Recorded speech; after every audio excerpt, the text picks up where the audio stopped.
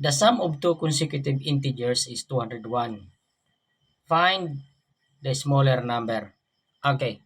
So, pag sinabi natin consecutive integer, ibig sabihin, magkasunod. Okay?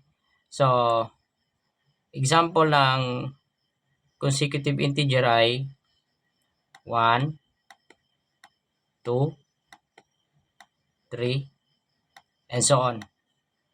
Okay? Kasabay dyan ang 0, and then negative 1, negative 2, and so on. Okay? So, ang hinahanap natin dito ay dalawang integer na magkasunod na kapag i-add natin, makukuha natin ang 201. Okay? So, hindi natin alam kung anong integers yun. So, mag-assign tayo ng variable. O sabihin natin na ang first integer ay x. So, di ba sabi, sum. So, plus yung second integer.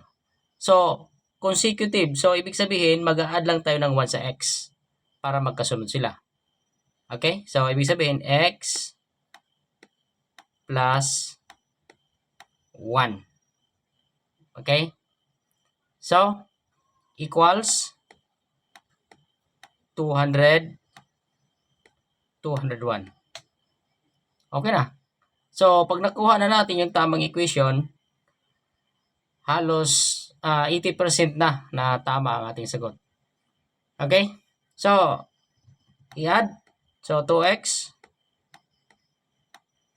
equals 201. Then, lipat lang yung 1. Ibig sabihin, magiging minus. Yan. So, again, 2x. Copy 2x.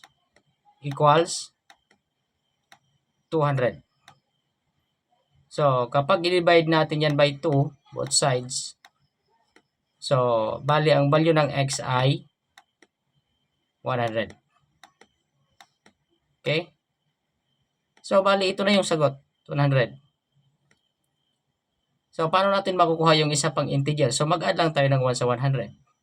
So, plus 1.